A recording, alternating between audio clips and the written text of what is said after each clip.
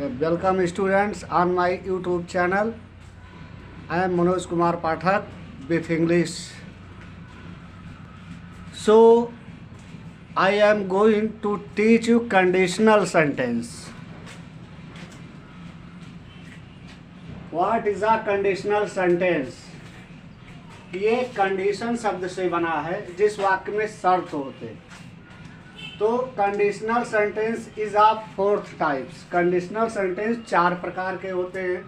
Conditional zero, conditional first, conditional second, conditional third. Conditional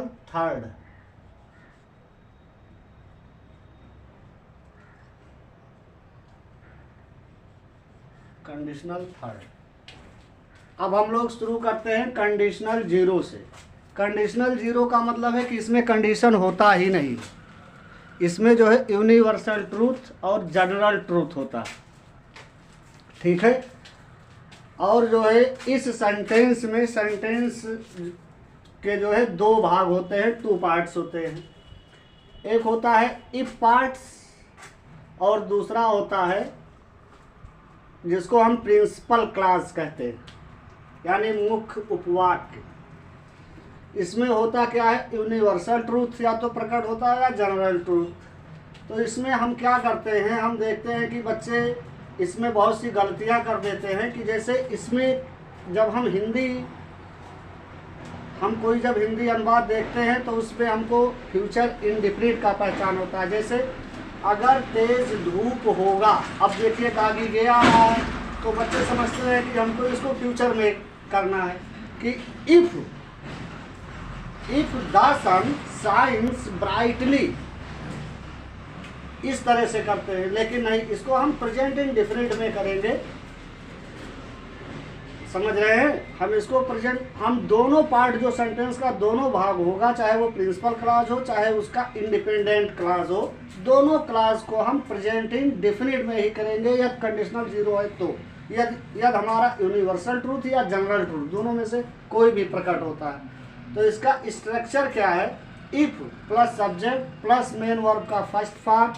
अगर singular number subject है तो yes या ES main verb के first form में हम जोड़ देते हैं। उसके बाद ऑब्जेक्ट, उसके बाद फिर क्या होता है सब्जेक्ट, फिर जो है मेन वर्ब का फर्स्ट फॉर्म, फिर यस या ईएस, फिर उसके बाद ऑब्जेक्ट, फिर उसके बाद फुल स्टॉप, ठीक है।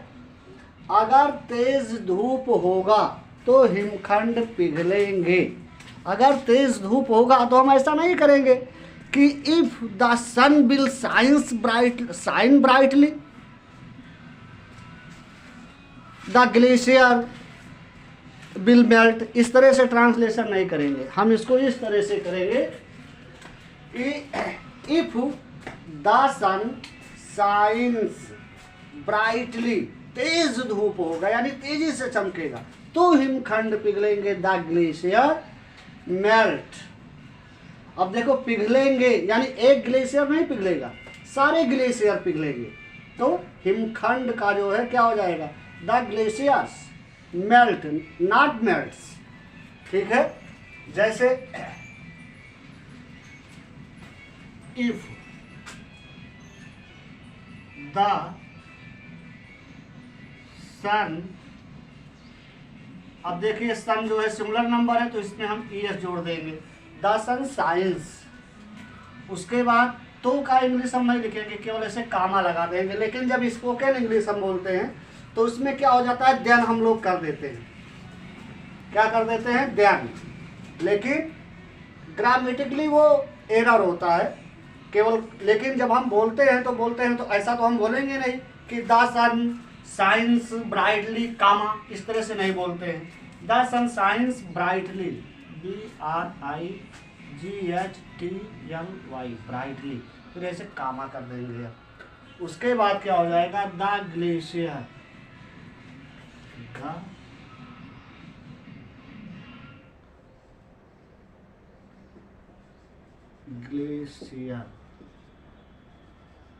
अब हम इसमें यह जोड़ देंगे melt, the glacier melt. If the sun shines brightly the glaciers melt. थोड़ा अलग अलग लिख देते हैं, नहीं दिखाई दे रहा होगा, मेल्ट। ठीक है, जनरल ट्रूथ है कि जनरल क्या, यूनिवर्सल है, क्योंकि सूर्य जब कभी भी तेजी से चमकेगा तो ग्लेशियर हिमखंड जो होंगे वो पिघलेंगे। ठीक है, अगर तुम धूप में देर तक खड़े रहोगे, देखिए इसका जो ये कंडीशनल जीरो सेंटेंसेस है तो इसका कोई यूज नहीं होता है, लेकिन फिर भी हम लोग लिखते हैं। एक में क्या होता है, कंडीशन होता है, दूसरे में रिजल्ट होता है। अगर तुम धूप में देर तक खड़े रहोगे, देखिए हम प्रेजेंट में खड़े हैं, ठीक है, लेकिन फिर भी क्या कहते, अगर तुम धूप में देर तक खड़े रहते हो, इसका मतलब ये हुआ खड़े रहते हो तो तुम्हारी त्वचा झुलस जाती है। इस तरह से मतलब हम लोग कहते हैं। लेकिन अब जब लिखते हैं तो अगर तुम धूप में देर तक खड़े रहोगे तो तुम्हारी त्वचा झुलस जाएगी, चाहे वो प्रिंसिपल क्लॉज हो, चाहे उसका इंडिपेंडेंट क्लॉज हो या सबऑर्डिनेट क्लॉज हो, लेकिन दोनों को हम प्रेजेंट इंडेफिनिट टेंस में ही करेंगे, क्योंकि स्ट्रक्चर जो फर्स्ट पार्ट हमारा फर्स्ट सेंटेंस होगा कंडीशनल होगा, इफ होगा, सब्जेक्ट होगा, मेन वर्ब का फर्स्ट फॉर्म होगा, फिर हम उसमें जो है अकॉर्डिंग टू सब्जेक्ट, अगर हमारा सब्जेक्ट सिंगुलर है तो यस या एस हम जोड़ देंगे। यही जो है प्रेजेंट इंडेफिनिट टेंस का रूल्स है। उसके बाद ऑब्जेक्ट। अगर तुम धूप में देर तक खड़े रहोगे, अब यहाँ तक हम जो है प्रेजेंट इंडेफिनिट में करेंगे। देखो if you stand, if you stand, अब हम यस नहीं लगाएंगे क्योंकि यू जो है हमारा ये प्लूरल नंबर सब्जेक्ट है। धूप में, in the sunlight, in the sunlight,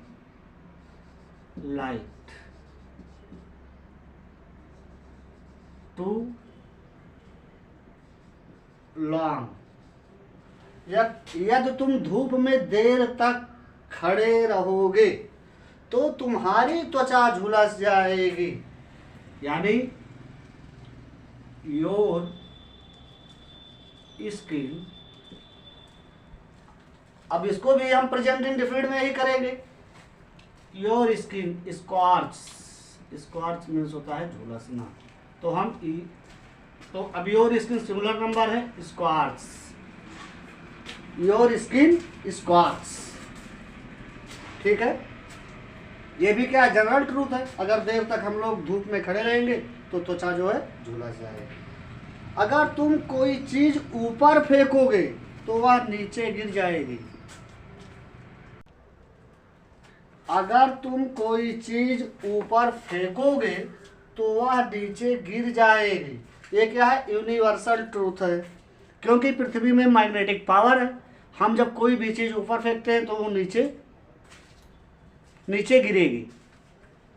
तो अब ये क्या हुआ, यूनिवर्सल ट्रूथ है। अब इसको भी हम दोनों जो क्लास हैं, दोनों क्लासों को हम प्रेजेंट इंडेफिनिट टेंस में ही करेंगे। दोनों क्लाउजेस जो भी है, अगर तुम कोई चीज ऊपर फेंकोगे, ये हमारा क्या है, कंडीशनल है, यानी इंडिपेंडेंट क्लास है, तो इसको प्रेजेंट इंडेफिनिट में करेंगे। कैसे, इफ यू थ्रो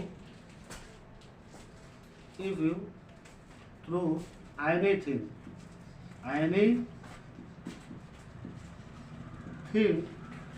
up, ऊपर फेंकोगे तो क्या होगी, तो वह नीचे गिर जाएगी। ऐसे हम कामा लगा देंगे यहाँ।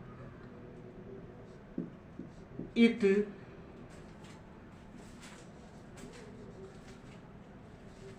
Falls down. अब ये हमारा क्या है, जीरो कंडीशनल है। जीरो कंडीशनल सेंटेंस में आप लोग हमेशा ध्यान रखेंगे कि उसमें यूनिवर्सल ट्रूथ या जनरल ट्रूथ, ये दो चीज जो है जरूर होंगे उसमें, तभी वो हमारा कंडीशनल जीरो होगा। समझ गए ना, समझ में आ रहा होगा मेरे ख्याल से। अब देखो हम कंडीशनल फर्स्ट में आते हैं। कंडीशनल फर्स्ट में क्या होता है कि हम जैसे प्रेजेंट में खड़े हैं और फ्यूचर के विषय में, अबाउट फ्यूचर के विषय में हम सोचते हैं कि जैसे मैंने कहा कि एक स्टूडेंट मेरे पास आया तो उसने मुझसे कहा कि सर क्या आप मुझे अंग्रेजी पढ़ाएंगे। मैंने कहा यस। यदि तुम मेरे पास आओगे, यदि तुम मेरे पास आओगे तो मैं तुम्हें अंग्रेजी पढ़ाऊंगा। देखो अब है तो प्रेजेंट में, अभी वो आया ना, ये फ्यूचर में मेरे पास आएगा तो मैं उसे पढ़ाऊंगा ना। तो यदि तुम मेरे पास आओगे तो मैं तुम्हें अंग्रेजी पढ़ाऊंगा। ये जो है अबाउट फ्यूचर के विषय में है। अब देखो इसमें क्या होता है, आपका कंडीशनल में यद भी आ सकता है, व्हेन भी आ सकता है। अगर जब होगा, जब तुम मेरे पास आओगे तो मैं तुम्हें पढ़ाऊंगा, तब मैं तुम्हें पढ़ाऊंगा, तो हम यहाँ व्हेन लगाते। लेकिन अब यहाँ यदि आया है तो हम इफ लगाएंगे। तो जो हमारा कहने का मतलब इंडिपेंडेंट क्लास होगा, जो आश्रित उपवाक्य होगा, वो जो है प्रेजेंट इंडेफिनिट टेंस में होगा। और जो हमारा प्रिंसिपल क्लास होगा वो हमारा स्वाभाविक है फ्यूचर इंडेफिनिट में होगा। बस यही अंतर है, जीरो और कंडीशनल फर्स्ट दोनों में यही अंतर है। क्योंकि जो जीरो कंडीशनल होता है उसको हम दोनों क्लास जो होते हैं वो प्रेजेंट इंडेफिनिट में करते हैं। क्योंकि उसमें क्या होता है, तो उसमें होता है ये जो है यूनिवर्सल ट्रूथ या जनरल ट्रूथ। लेकिन अब इसमें जो है कंडीशन होता है, एक जो है कंडीशन होता है, दूसरा उसका रिजल्ट होता है। तो कंडीशन क्या है कि यदि तुम मेरे पास आओगे, और उसका रिजल्ट क्या होगा कि मैं तुम्हें अंग्रेजी पढ़ाऊंगा। ठीक है, तो यदि है। अब यहाँ हम क्या लिखेंगे, if you come, if you कम। अब कम्स नहीं होगा प्रेजेंट, क्योंकि यू हमारा प्लूरल नंबर है। या तो तुम मेरे पास आओगे, if you come to me, if you come to me, या तो तुम मेरे पास आओगे तो मैं तुम्हें अंग्रेजी पढ़ाऊंगा। आई, अब इसको हम फ्यूचर इंडेफिनिट में कर देंगे, I will teach you English. ठीक है, दोनों में डिफरेंस समझ में आ रहा है छात्रों। इसमें क्या होगा, यूनिवर्सल ट्रूथ, जनरल ट्रूथ, और जो कंडीशन फर्स्ट होगा वो हम लोग प्रेजेंट में होते हैं लेकिन बात फ्यूचर की करते हैं। ठीक है, अब ये क्या है कि जब वह यहाँ आएगी, यानी जब वो, अब हम यहाँ प्रेजेंट में खड़े हैं लेकिन जब वो यहाँ आएगी तो मैं उसे सब कुछ बता दूंगा। ठीक है, अब देखो जब वह यहाँ आएगी यानी व्हेन। अब यहाँ मैंने कहा था ना कि कंडीशनल में अगर यद है, अगर है तो इफ का प्रयोग करेंगे, अगर जब है तो व्हेन। व्हेन मीन्स कब भी होता है लेकिन जब भी होता है। ये आप लोगों को हम नेक्स्ट वीडियो में बताएंगे कि व्हेन का इंग्लिश कब कहाँ होता है और जब कहाँ होता है। जब वह यहाँ आएगी, व्हेन शी कम्स। अब देखिए इसमें यस मैंने जोड़ दिया कम में, क्योंकि ये हमारा सिंगुलर नंबर सब्जेक्ट है। सी कम्स हियर, जब वह यहाँ आएगी तब मैं उसे सब कुछ बता दूंगा। अब इसको हम आई किस में करेंगे, फ्यूचर इंडेफिनिट में। I will tell her,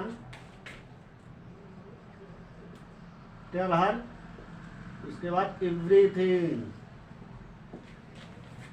When she comes here, I will tell her everything.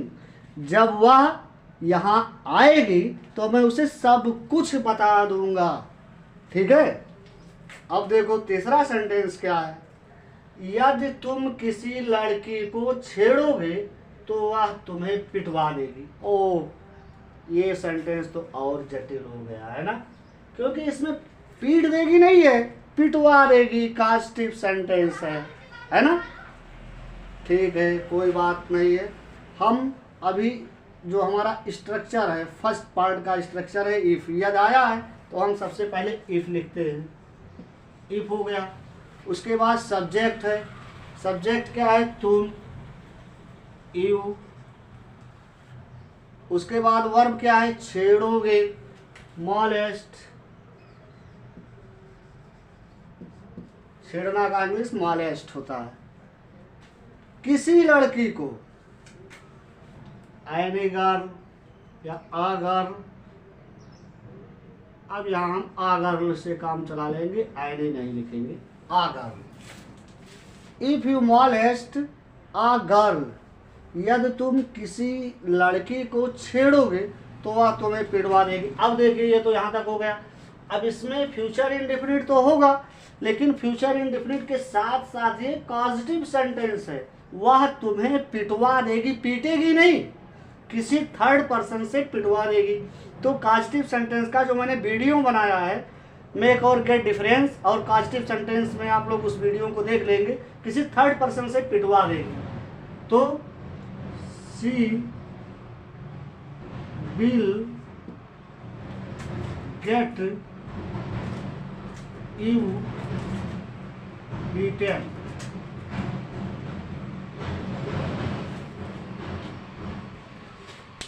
यदि तुम किसी लड़की को छेड़ोगे तो वह तुम्हें पिटवा देगी। इफ यू मॉलेस्ट अगर she will get you beaten, क्योंकि ये कॉजेटिव सेंटेंस है इसलिए मैंने यहाँ गेट का प्रयोग किया है।